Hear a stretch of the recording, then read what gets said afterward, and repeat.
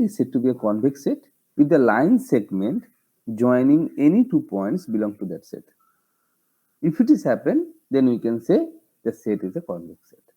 And I have given some example also. Here you can see that you have considered 2 points here, and the line segment joining these 2 points also belongs to the set. So that's why this set is a convex set. But this is not a convex set, because you can see that if you take 2 points into that set, the line segment does not belong to that set. Okay, because some part of the set, some part of the line is outside the set. Now, if I ask you, what is the nature of this set? Is it a convex set or not? If I consider this set, is it a convex set? This triangle? Yes, sir. Yes, this is a convex set. Okay, so by this way you can find out the rectangle, square, they are all also convex set. But if I consider a set like that, okay, I'm just drawing it here.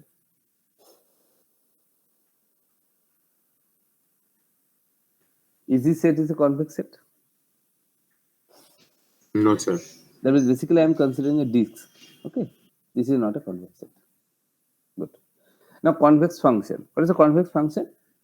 Suppose we have considered a function f, and that function we are considering from convex set S to Rn. Now, this function is said to be a convex function if functional value at the point lambda x1 plus 1 minus lambda x2 less than equal to lambda fx1 plus 1 minus lambda fx2. What is the meaning of that? As I mentioned to you already, that lambda fx1 plus 1 minus lambda fx2 represent the line segment joining the 2 points. Okay, so if you want to think about in that way, the line segment joining the 2 points, then just I change the color so that it will be easy for you. Okay, so that this will represent a line segment joining the point f of x1 and f of x2. Then basically this is the line. Clear or not? This will represent a line segment joining the point fx1 and fx2. So this will be the line. Now, if you take any value between x1 to x2, the functional value at that point, always appear below to this line. Then it will be called as a convex function. Clear to all of you? So this is the line segment, and another line segment you are going to get by joining these 2 points, x1 and x2. So every time you are going to take a value, corresponding functional value, you are going to get always below to this line. Always you are going to get below to this line. If you find this kind of nature in any function, then the function is said to be as a convex function. Clear? Yes, sir. Okay. Now, same concept, we are going to extend it, or we are going to modify in terms of the concave function. So, what is the definition of concave function? Suppose we are defining a function f, where the function is a function from S to Rn, and where again this S is a convex set. Remember that. This S is a convex set. Then the function f is said to be as a concave function if f of lambda x1 plus 1 minus lambda x2 is greater than equal to, last time it was less than equal to, okay, lambda fx1 plus 1 minus lambda fx2 for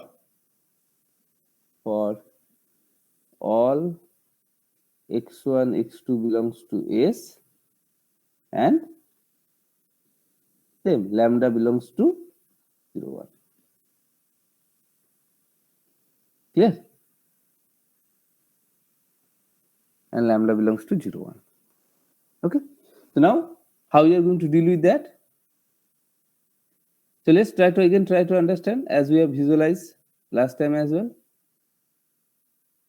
that Let us consider 2 points. Suppose I am considering a point here x1. I am considering a point x2 here.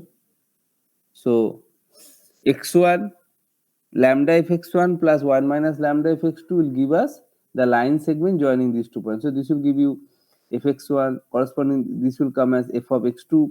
So lambda f x1 plus 1 minus lambda f x2 will give you a straight line joining these 2 points. Now if we consider any value in between x1 to x2, the functional value will always lie above to this line. Clear?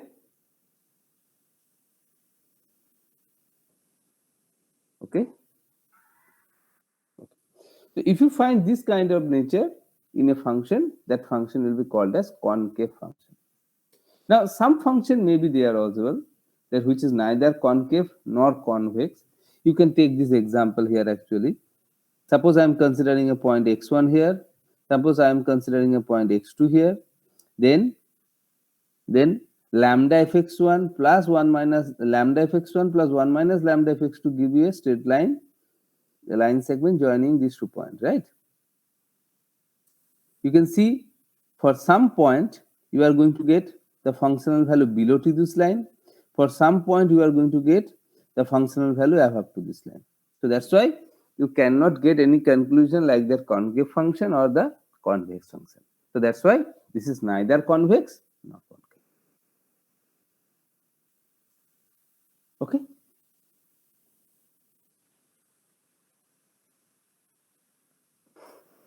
Yes, sir. Okay. Now we are trying to visualize this thing, what concept we have discussed in terms of a Hessian matrix.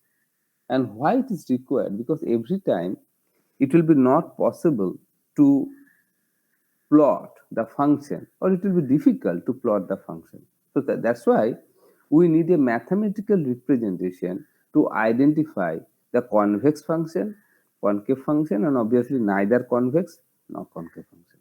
So let's try to understand from a graph 3D plot that when a function is said to be as a convex function, when a function is said to be a concave function, and when a function is said to be neither convex nor concave function. So this is basically neither convex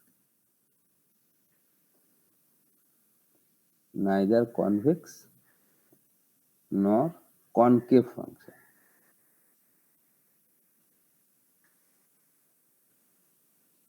Okay. Now this is your first figure. I hope you can visualize this.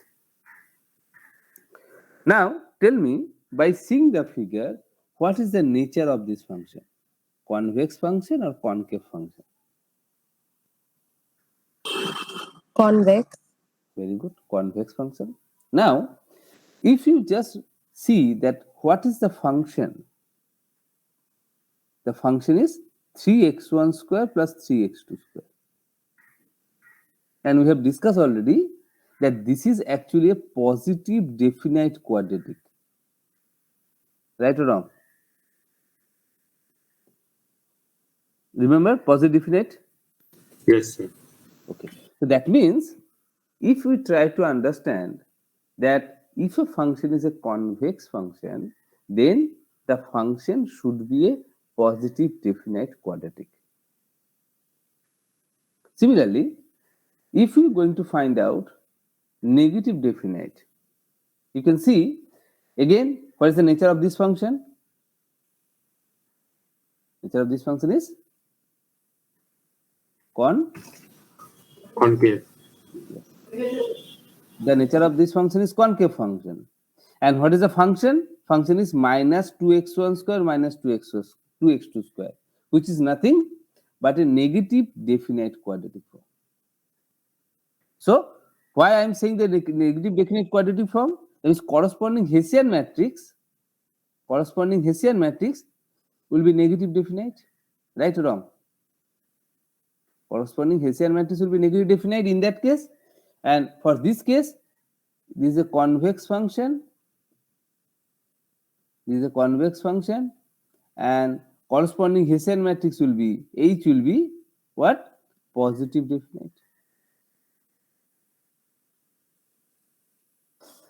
Clear? Now, if you look at these two pictures, what is the nature of this picture?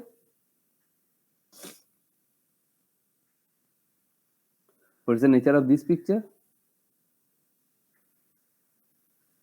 Convex function or concave function?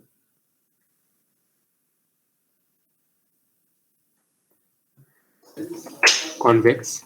Convex. Again, convex. But the difference between the first convex function and this convex function is that you can see the last time only one point is actually intersect to that plane. But this time we are getting more points is actually intersecting this plane. And that's why the nature of this function is actually positive semi-definite quadratic function. But still the function is a convex function. Still the function is a convex function, but in that case, the nature of the Hessian matrix will be positive semi-definite. Similarly, this function is also a concave function. And here, by the same explanation, I can say that here the nature of the Hessian matrix will be negative semi-definite.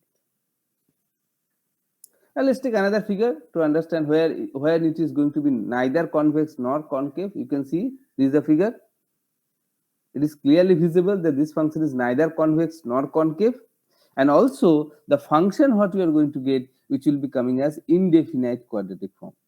Indefinite quadratic form means the corresponding Hessian matrix will be also indefinite. And in that case, you are going to get neither convex nor concave.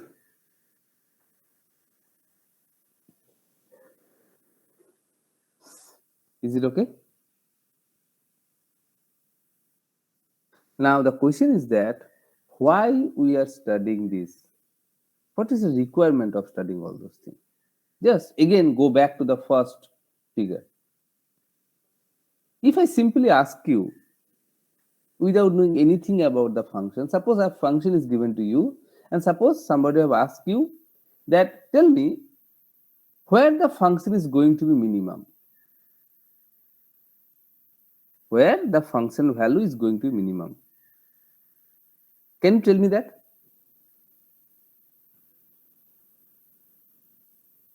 Anyone? Okay, I just make it simple so that it will be easy for you. Suppose this is my function and I hope you can understand that this function is a convex function. Now somebody have asked you, tell me where the function is minimum. Where the function is minimum. What we are going to do? First of all, we are going to find out the stationary point. How to find out the stationary point? We are going to find out the stationary point by considering the first derivative equal to 0. And first derivative equal to 0 means at this point you are going to get, that is first derivative equal to 0 means it is basically the tangent is basically parallel to x-axis. Tangent is basically parallel to x-axis. Now if the tangent is parallel to x-axis, then this is the point. Is there any other point where the first derivative is going to be 0 for this function? No. That means this is the only point you are going to get as a stationary point. And now also, if you look at this function, where the function will give us the minimum?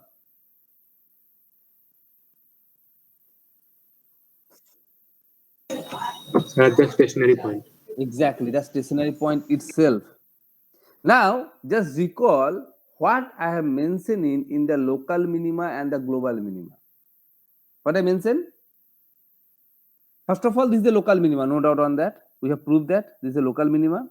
Now, whether it is a global minima or not, that is the question. As the function is a convex function, so that's why this is the only point where you are getting minimum. That's why this local minima will imply the global minima. Clear or not? Is it okay to all of you? Very, very important thing and very conceptual thing. You have to understand this thing. You cannot remember. You have to understand.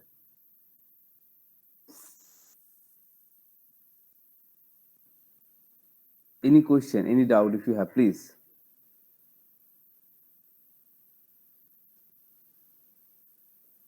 Any question? So, what is the summary of this? What is the Can you summary please of repeat the last part? This part. yes? I didn't get it. What I'm saying that this is the stationary point, no doubt on that. Okay, because at that point, if you take the tangent will be parallel to x-axis. That means for this function dy dx will be equal to 0.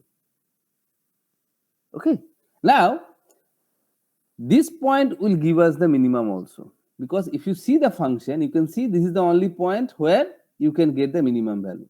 No other point is there. This is the minimum most, and that means this point is a local minima. And as well, you can see that as it is a convex function, so no other stationary point will exist. No other stationary point will exist. That's why this local minima will be also the global minima as well. This local minima will be the global minima as well.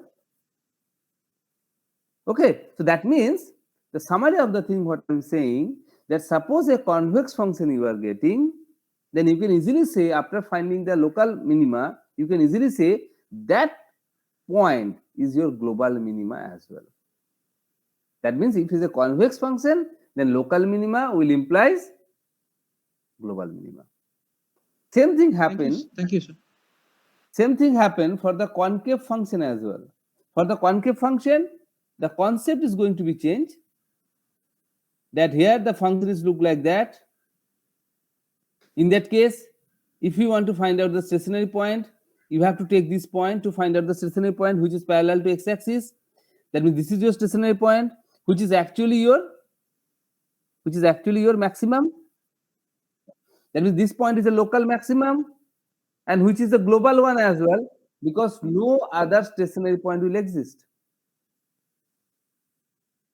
So that's why what we can say, that function is, if a function is concave function, then local maxima will imply the global maxima. Okay to all of you? Is it okay to all of you? Yes, sir. Yes, Now, sir. now for the semi-definite case, as I mentioned to you, for the semi-definite case, you may find more than one point where stationary point will be there. And in that case, you have to find out, that all those values will give us the same. Clear? The functional value at all those points will give us the same. But you may find more than one stationary point. Clear or not? Yes, sir. So now let's try to understand that what I mentioned to you already. If I just write down the thing, this can be written in that way, that if a function is a convex function, on a convex domain, convex set, then any local minimum is a global minimum, as I mentioned to you already. Okay, if a function is concave on a concave domain, on a convex domain, then any local maximum is global maximum. That I have explained already.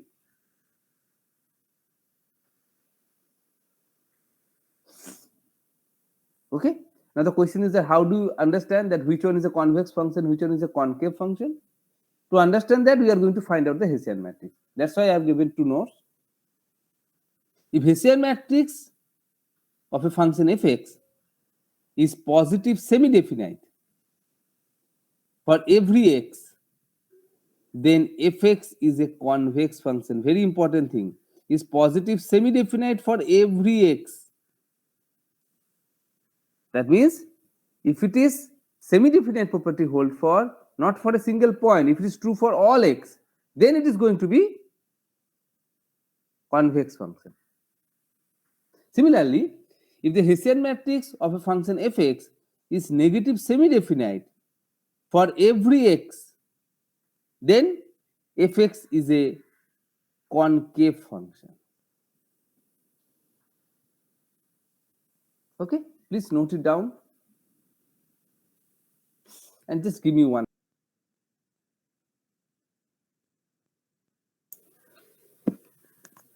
Okay, so have you taken the notes? Yes, sir. Okay, so now we are going to see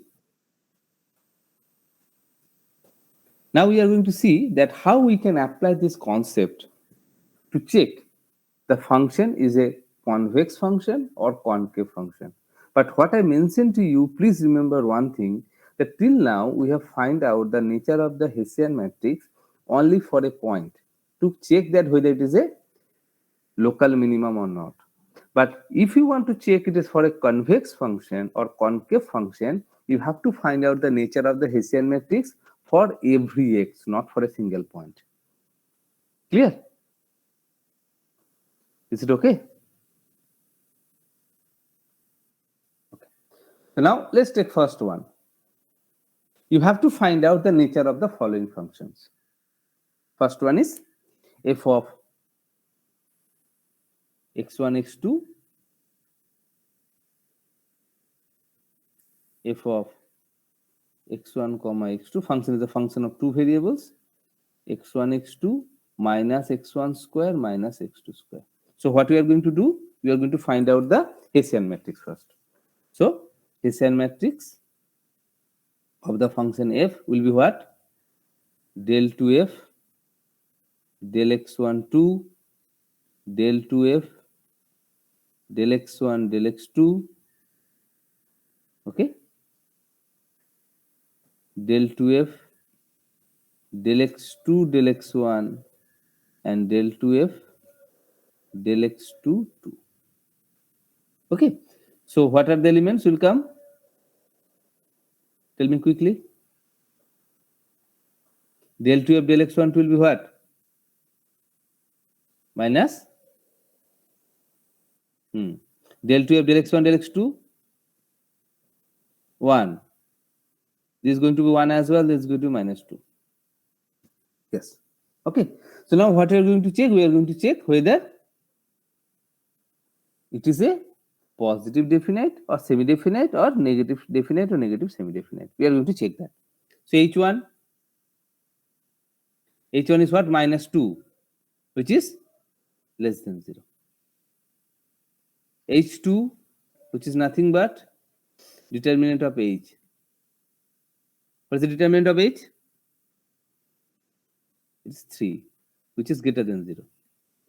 So what is the nature of the function? Negative definitely. Definite. Very good. Negative definite. And obviously, okay, first I mentioned that. So Hessian matrix H is negative definite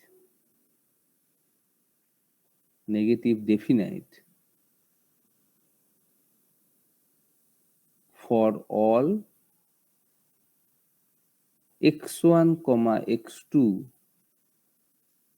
belongs to R2, because as the values does not depending on x1 and x2, so I can say if you choose any x1 x2, the nature of the Hessian matrix always remains same, and hence what you can come implies this implies that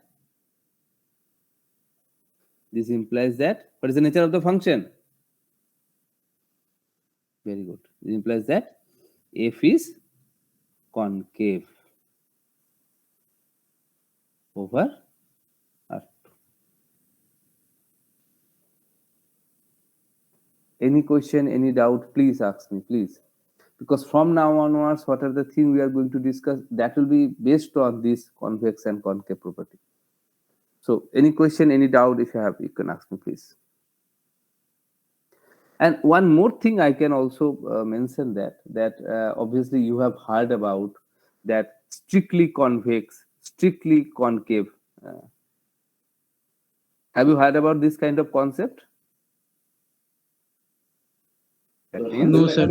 no. Okay, no, a very simple concept is actually what we have discussed, that f of lambda x1 plus 1 minus lambda x2 is less than equal to lambda fx1 plus 1 minus lambda fx2. If it is true, then it is called as a convex function, right? And if it is true as greater than equal to, then it will be called as concave function, right or wrong? Yes, sir. Now, if you remove that just equal to sign here, if you remove that equal to sign here, then it will be called as strictly convex function, and this will be called as strictly concave function. When the nature of the Hessian matrix is negative definite, then in that case you can say the nature of the function is strictly concave function. Clear? Clear? Okay. And if it is a negative positive definite, then in that case the nature of the function will be strictly convex function. Okay. Now proceed to the next one.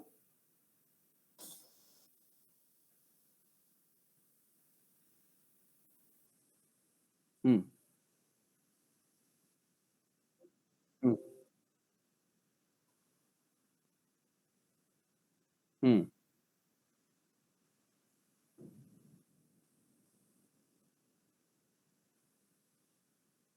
Hmm. No, no, no. We have not discussed about the optimization yet. We have just tried to find out the nature of the function. But if you want to find out, the stationary point, and if you want to find out the minimum value, or maximum value, in that case you are going to get the global maximum because it is a concave function. Okay, we'll discuss this kind of problem. Just hold on. Okay. Okay. Now the next problem. What was that? X1 to the power 4 plus x1 x2. Okay. So next problem is x1 to the power 4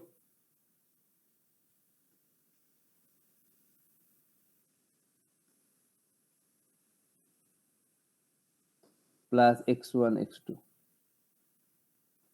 Okay, so again we are going to find out the Hessian matrix.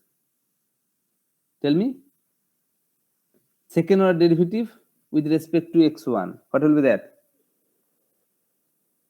4 and then 12, right? So 12 x1 square. Second order derivative with respect to x1. Next, mixed derivative with respect to x1 and x2. What is the coefficient here? 1. Mixed derivative with respect to x1 x2, that will be also 1. And this one is 0. So what is h1? h1 is 12x1 square, which is greater than equal to 0. Now you have to include equal to 0, right? Which is greater than equal to 0 for all x1 belongs to R. Clear? And what is h2? What is h2? Exactly. Determinant of h, which is -1. That means, what is the nature of the function? What is the nature of the Hessian matrix first? Indefinite. Very good, very good. So h is indefinite for all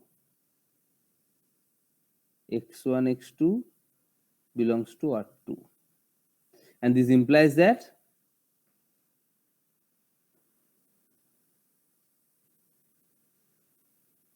f is what? Bolo? F is Neither concave or neither convex. very good. Neither convex nor concave.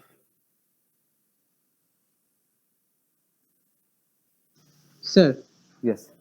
So can you please explain why you have written this line H is indefinite for all x1, x2 belongs to Yes, this? because when I have mentioned about the convex function, the relation between the convex function and convex function with the Hessian matrix, I have mentioned to you that it should be true. The nature of the nature of the Hessian matrix, whether it is positive definite or negative definite, it should be true for all x, all x actually. Okay, that means till now when we have calculated the local minima or the global minima, we have find out only for the for a point. We have just checked that point, whether that point will give you the positive definite or negative definite or not. But when you are talking about the convex function or concave function, then you have to talk about for all the values of x1 and x2. The nature of the Hessian matrix should be satisfied for all values of x1 and x2. Okay. Okay, sir. Thank you. Okay. Now next, let's take the next this one. Chalo, do that. First of all, we are going to find out the Hessian matrix. क्या आएगा? 2, 1, 2. Yes. What is H1? Okay. That is greater than 0. H2, which is also greater than 0. Right? So that means what is the nature of the Hessian matrix? Positive definite. That means what is the nature of the function? Convex. Not strictly convex function, you can mention that also. Right? So f is a convex function. Again, I'm not writing the same way as I have written in the previous two examples. You have to write down in that way as I have written in the previous examples. But just I'm writing that what is the nature of the function. Any question, any doubt, please? Is it okay to all of you? Yes, sir. Now, let's take the next one. Very important one. So, f is x1 to the power 4 plus x1 plus x2 square plus x1 plus x3 square. Hessian matrix, first of all, you have to find out. So, what will come first?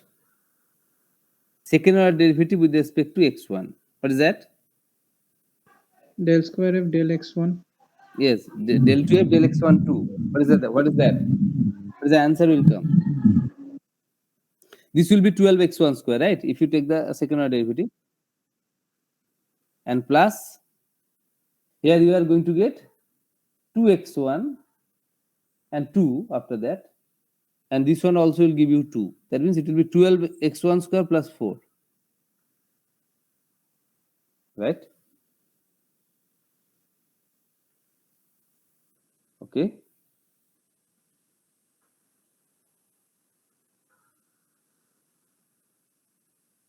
Now, mixed derivative, x1, x2. You are going to get here x1, x2, right? And what is the coefficient of that?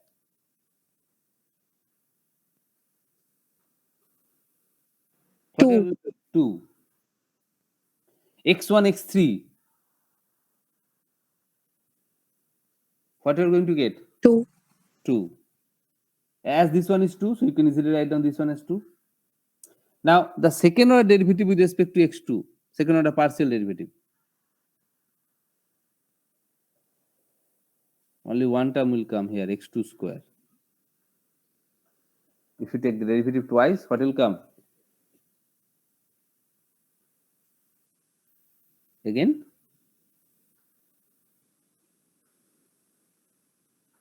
What will come, bolo?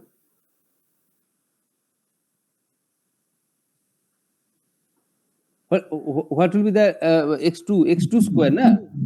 2. Acha, x2, x3. Is there any term x2, x3? No, sir. 0. 0. So as this one is 2, this one is 0. So obviously this will be also 2. This one is 2. So this will be also 2. This one is 0. So this one will be also 0. Now the last one. Second order derivative with respect to x3. 2. Yes. Now what is h1? H1 is 12 x1 square plus plus 4, which is always greater than 0. 4 is there, na? And x1 square is always positive, so greater than 0. Okay, now H2. H2 means what? The determinant of this part. What is going to come? 24 x1 square plus 8. 24 x1 square minus 4. 20. That means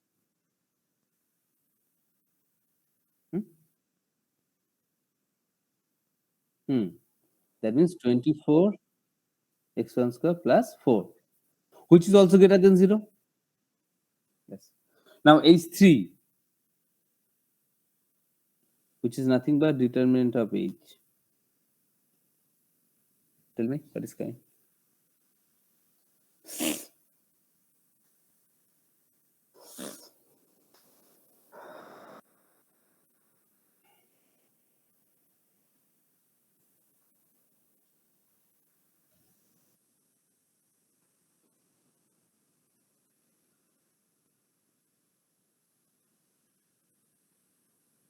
x1 square. Okay, good. 48 x1 square. And obviously, for f, yes, greater than equal to. So what is the nature of the Hessian matrix? Positive definite. No, positive semi-definite. Semi-definite, sorry, Yes. equals to 0. So H is positive semi-definite. Convex. Exactly. Positive semi-definite for all x1, x2, x3. For all x1, x2, x3 belongs to R3.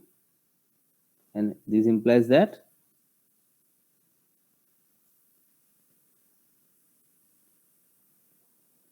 f is a convex function.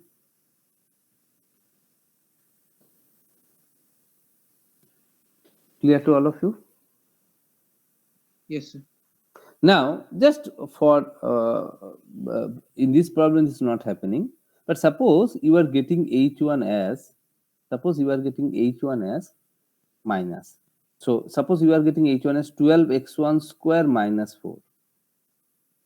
Then can you say still that it is a positive, or the function is a convex function? Can you still say so?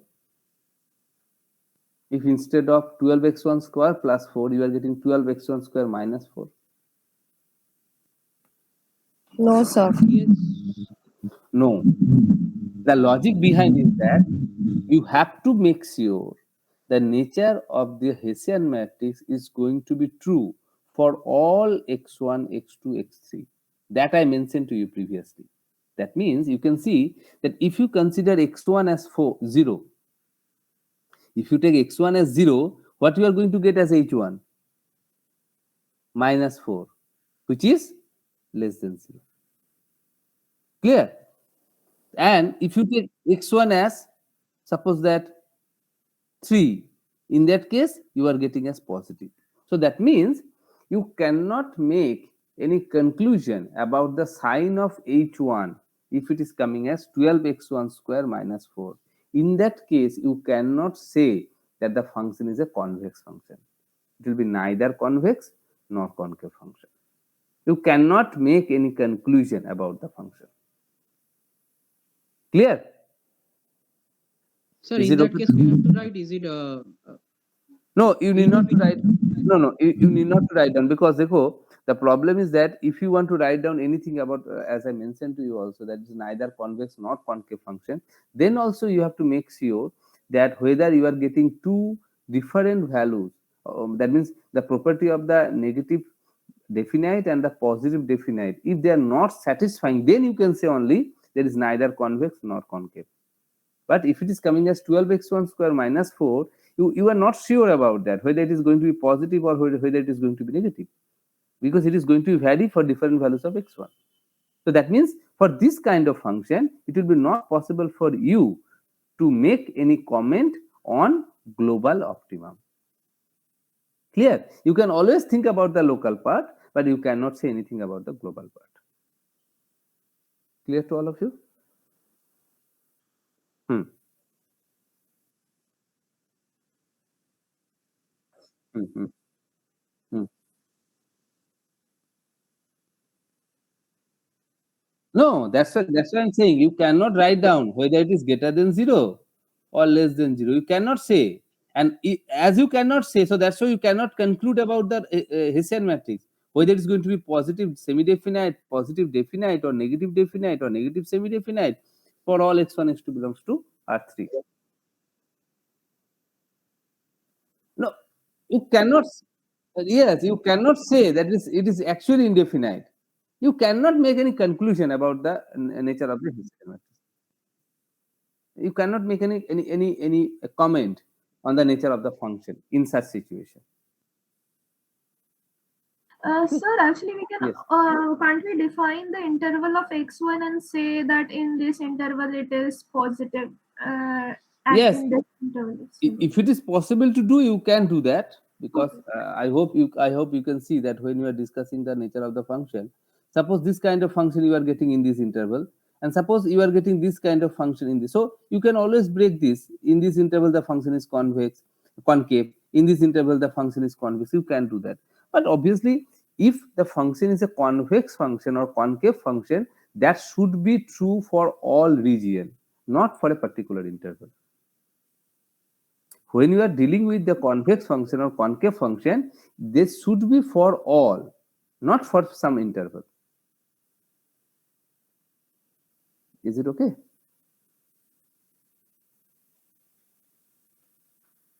Okay. So let's take another problem and try to understand that how we can use the concept of global optimum and global minimum, convex and concave function to identify the global maxima and the global minima. This is the problem. Let the following function be defined for all xy in the plane fxy equal to 2xy minus x to the power 4 minus x1 square minus y square.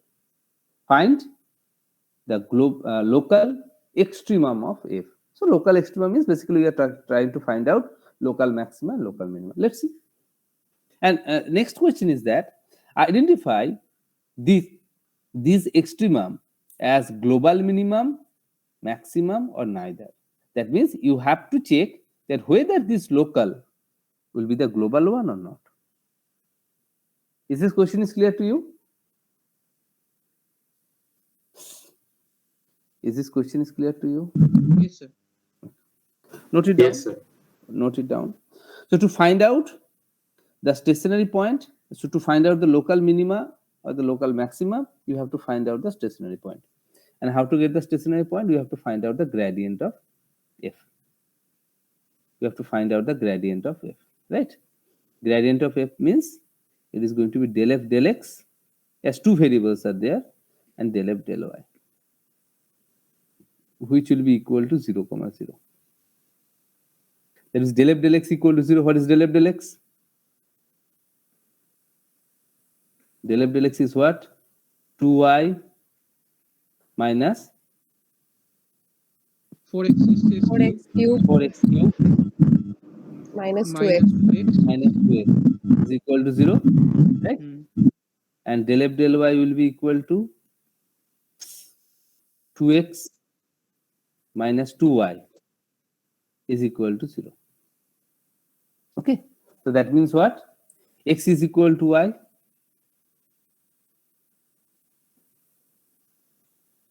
And if x is equal to y, you can see that here 2x and 2y will be cancelled out. Then 4xq will be equal to 0. That means x will be equal to 0. That means which implies that y is also equal to 0. So what is your stationary point? 0, 0. Yeah. Your stationary point is 0, 0. Now we are going to check whether, now you can understand about the difference between the local minima, and global maxima, local maxima. Just see. So now we have got the stationary point. Now to check that whether this point will give us the local maxima or local minima, what you have to find out? We have to find out the Hessian matrix. I hope you remember that. You have to find out the Hessian matrix, right? So what are the elements of the Hessian matrix? First, second order derivative with respect to x. What is going to come? Is going to be 0. This is going to be minus 2. Good. Now xy. No. 2. 2. Okay. This will be also 2. And second order derivative with respect to y is going to be minus 2. Now what is h1? Minus. Okay. h2. Determinant of h. 24. Now you can see it here that as we are talking about 0, 0, as we are dealing with 0, 0, so that's why you have to find out the nature of the Hessian matrix at this point. Clear? So this is going to be equal to minus 2, which is less than 0 at 0, 0. This is going to be equal to 0 at 0, 0. So that means what is the nature of the matrix? Nature of the Hessian matrix? Concave. No, it's not concave. We are talking about the point, at that point. So why the concave will come? Negative semi-definite. Exactly, negative semi-definite. So H is negative semi-definite. So what is the nature of the point? What is the nature of the point? Local maximum, yes. Yes. So hence 0, 0 is a local maximum. Now you have to check whether this local maximum will imply the global or not.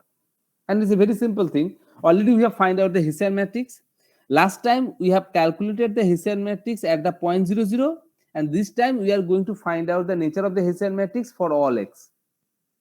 Irrespective of the point, we are going to find out the nature of the Hessian matrix. So what is H1?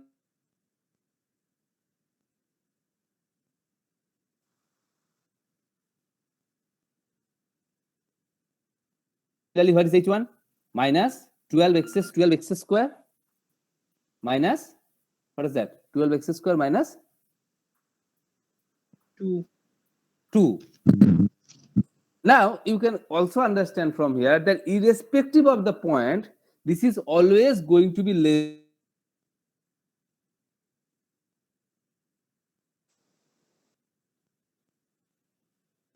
This is always going to be less than 0, right? Okay. Yes, sir. That means this we can write down this for all xy belongs to R2. And what is H2?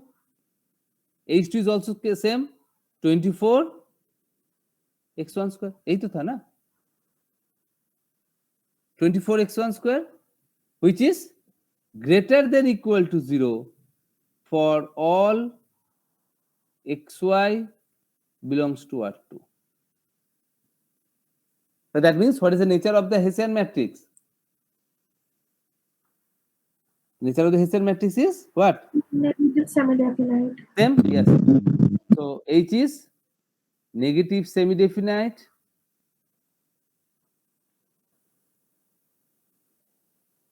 Negative semi-definite.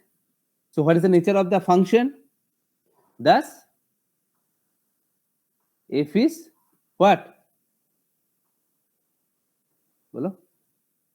Concave. Very good. Okay. Concave over R2, and hence, what is the nature of the point? 0, 0 is a Global maximum. global maximum. Very good. Global maximum point.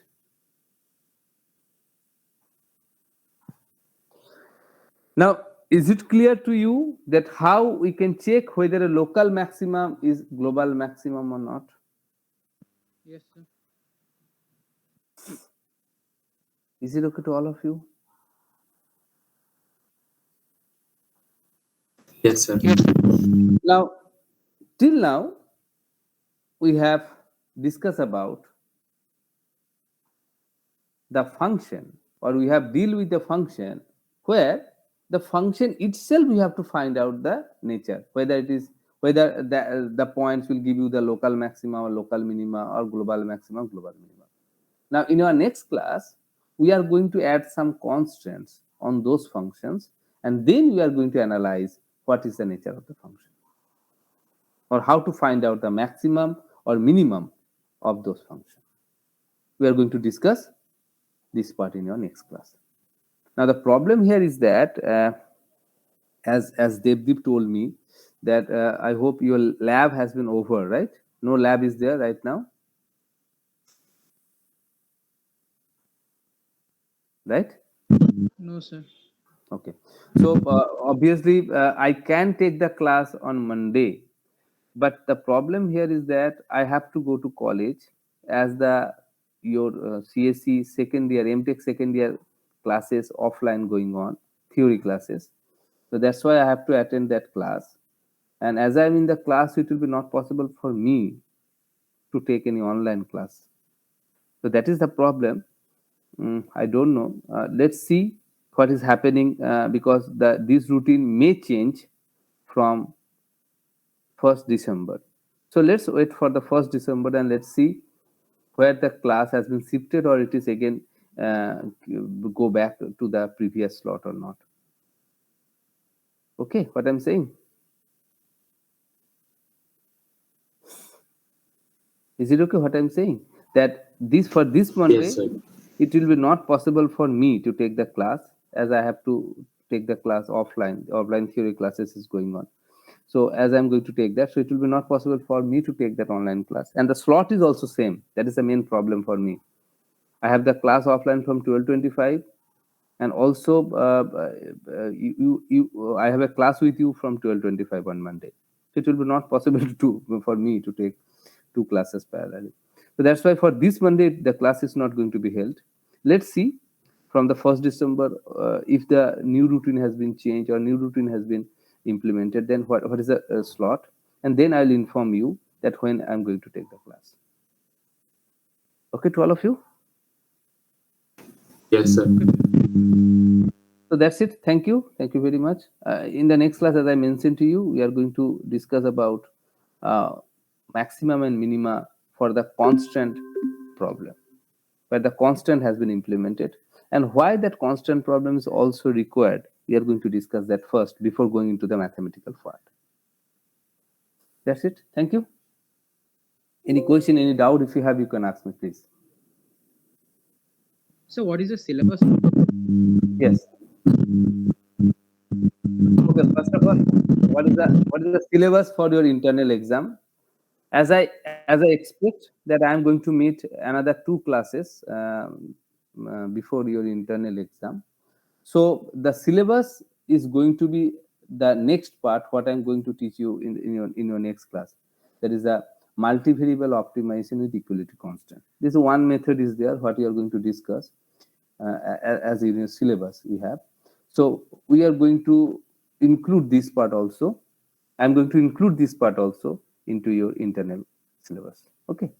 So the part what we have covered till now, it is already there in the syllabus, and we are going to add this part, which will I hope we are going to cover in the next class. Is it okay, Souvik? Yes, sir. Thank you.